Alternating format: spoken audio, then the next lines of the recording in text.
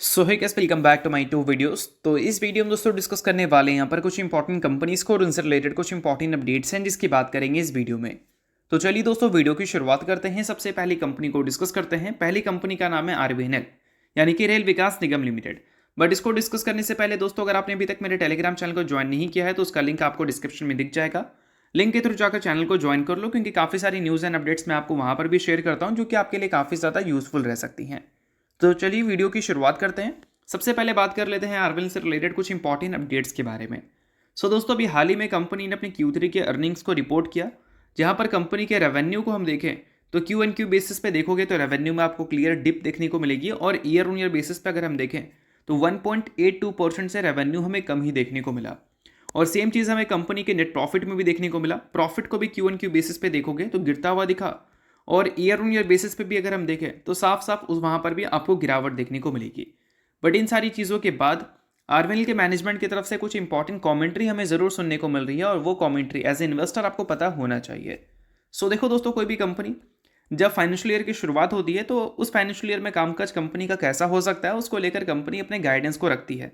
Mainly ये revenue guidance ही होता है।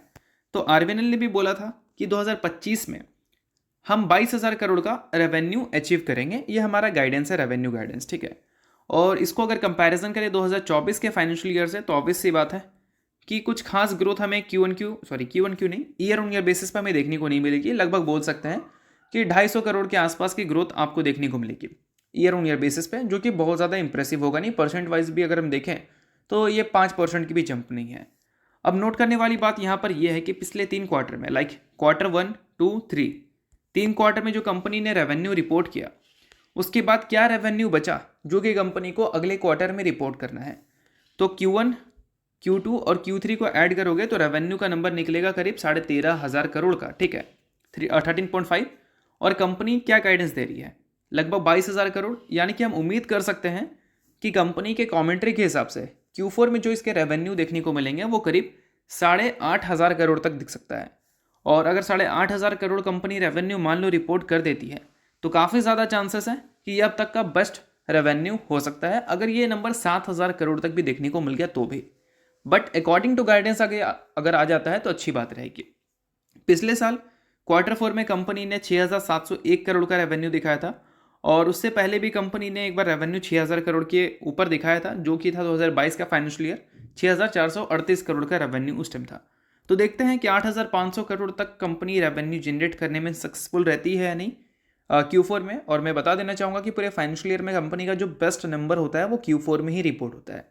तो देखते हैं कि 8,500 करोड़ आता है या नहीं। अगर आ गया तो अच्छी बात है और नहीं आया तो फिर हम क्या ही बोल सकते हैं, क्योंकि पिछले कई टाइम से तो आरबीएल के नंबर्स हमें कुछ खास अच्छे देखने को मिले ही नहीं है। लाइक पिछले 1 साल में ही देखोगे तो ग्रोथ आपको नेगेटिव में देखने को मिलेगी। तो चलिए दोस्तों डिस्कस करते हैं अब अगली कंपनी को। अगली कंपनी का नाम है वरुण बेवरेजेस लिमिटेड यानी कि वीबीएल। दोस्तों एक वैल्यूबल पॉइंट आपको पता होना चाहिए कि पिछले कुछ टाइम में वीबीएल लगातार गिरती हुई दिख रही है।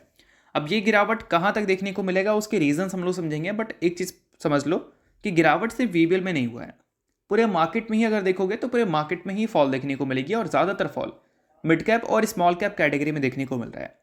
अब एक काफ़ी इंपॉर्टेंट एनालिसिस हम लोग करेंगे जिससे हमें ये पता चलेगा कि आने वाले कल में मिड कैप और स्मॉल कैप का फ्यूचर कैसा रह सकता है।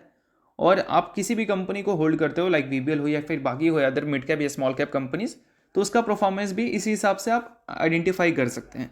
तो चलिए उन सारी चीज़ों को अच्छी तरह से समझते हैं। दोस्तों हम लोग एनालिसिस करेंगे निफ्टी मिड कैप 150 को। बट एनालिसिस को शुरू करने से पहले एक छोटा सा पॉइंट बता देना चाहूँगा। बैकग्राउंड से थोड़ा आपको आवाज़ देखने को मिल रहा होगा क्योंकि मेरे घर के बगल में कंस्ट्रक्शन हो रहा है, तो उस आवाज़ को थोड़ा सा अवॉइड करो ताकि चीज़ों को समझने में आपको आसानी हो, क्योंकि काफ़ी वैल्यूबल पॉइंट्स मैं आपको बताने वाला हूँ। अब देखो, कोई भी कंपनी को जब आप होल्ड करते हो, चाहे वो मिड कैप की कैटेगरी हो या फिर स्मॉल कैप कैटेगरी वाली, और उन सारी कंपनीज में भी आपको भर भर के लॉस दिख रहा है।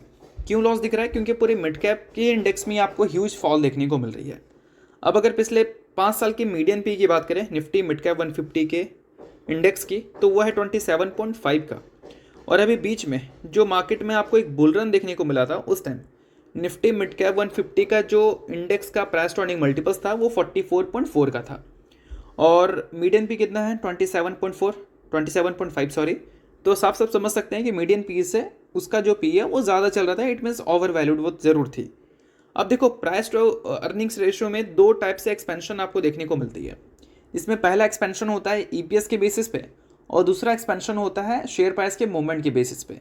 बट एज ए इन्वेस्टर हमेशा आपको ईपीएस के तेज़ी के बेसिस पे एक्सपेंशन जो दिखती है उसी को अच्छा मानना है, ना कि शेयर प्राइस के बेसिस पे। अब देखो पी रेशियो का फॉर्मूला क्या होता है, प्राइस टू अर्निंग रेशियो का फॉर्मूला क्या होता है, शेयर प्राइस होता है। शेयर प्राइस आप लिख लो यहाँ पर, उसको डिवाइड कर दो ईपीएस से। अब जो निकल के आएगा वो होगा पी रेशियो, ठीक है। अब मान लो किसी कंपनी का शेयर प्राइस है 100 रुपये का और उसका ईपीएस है 10 रुपये का, तो सिंपली आप कर लो पी कितना निकल गया, 10 रुपये निकल गया। बट शेयर प्राइस अगर मान लो 120 चला गया और ईपीएस 10 ही पे, ईपीएस में कोई मूवमेंट देखने को नहीं मिली है, तो फिर इसका पी क्या निकल के आएगा, 12 निकल के आएगा। देखो अब यहाँ पर पॉइंट समझो, पी रेशियो में जब भी तेज़ी दिखती है सिर्फ और सिर्फ शेयर प्राइस के बेसिस पे, तो वो एक रिस्की मूव होता है। और पिछले कुछ टाइम में आपको क्या नोटिस करने को मिला है, पिछले 3 क्वार्टर में इस फाइनेंशियल ईयर का मैक्सिमम कंपनीज ने अपने अर्निंग्स कुछ खास अच्छे दिखाए नहीं है। तो इसका मतलब है कि ईपीएस में तेज़ी मैक्सिमम कंपनीज के देखने को नहीं मिली है, सिर्फ शेयर प्राइस में देखने को मिली है बुल रन की वजह से। तो इस वजह से अल्टीमेटली वैल्यूएशन वाइज अगर हम देखें तो मिड कैप और स्मॉल कैप कंपनीज का काफ़ी ज़्यादा दिख रहा था पिछले कुछ टाइम में।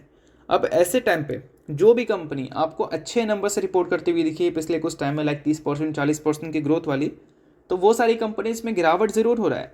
बट जब गिरावट स्टॉप होगा पूरे मार्केट का, तो रिकवरी जो होगा वो सबसे पहले उन्हीं कंपनीज में होंगी, क्योंकि उसके अर्निंग्स भी ग्रो कर रहे थे, ना कि सिर्फ उसके प्राइस टू अर्निंग मल्टीपल्स। देखो गिरता है तो सब गिरता है, बट उठता है तो सिर्फ वही उठता है जिसके अर्निंग्स लगातार अच्छे आ रहे होते हैं।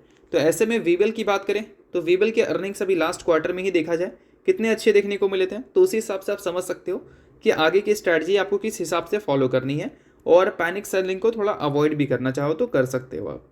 और दोस्तों जितनी भी सारी चीज़ें हमने डिस्कस किया, इन सारी चीज़ों के बेसिस पे आप जो भी कंपनीज को अपने पोर्टफोलियो में होल्ड कर रहे हैं उन कंपनी को भी एनालिसिस कर सकते हो, क्योंकि सभी पैरामीटर्स ऐसे ही वर्क करती हैं मार्केट में जब भी हम वैल्यू एनालिसिस करते हैं, ठीक है। तो ये चीज़ समझ लो और इससे अंदाज़ा लगा सकते हो आप कि कौन सी कंपनी गिर सकती है और कौन सी कंपनी बाद में रिकवर कर सकती है।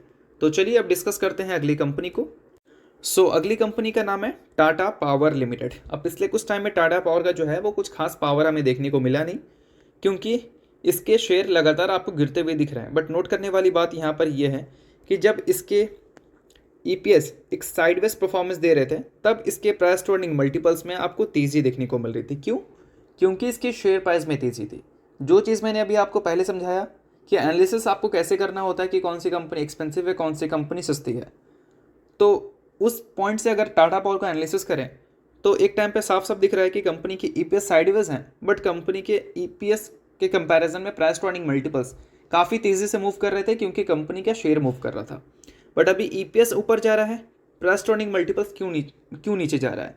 क्योंकि पास्ट में जो कंपनी ने अननेसेसरी तेज़ी दिखाई थी एक बुल मार्केट की वजह से, तो उस चीज़ को मार्केट अभी फिलहाल एडजस्ट कर रही है। तो आई होप आपको ये सारी चीज़ें समझ आ रही होंगी कि वैल्यू एनालिसिस आपको कैसे करनी है, कि कौन सी स्टॉक कब महंगी है और कौन सी स्टॉक कब सस्ती है। मैं किसी भी स्टॉक को बाई या सेल करने का रिकमेंड नहीं कर रहा हूँ आपको, बट मैं आपको एक चीज़ सिखाने की कोशिश कर रहा हूँ कि जब भी वैल्यूएशन के एनालिसिस आप करते हो तो क्या क्या पैरामीटर्स आपको देखना ज़रूरी होता है।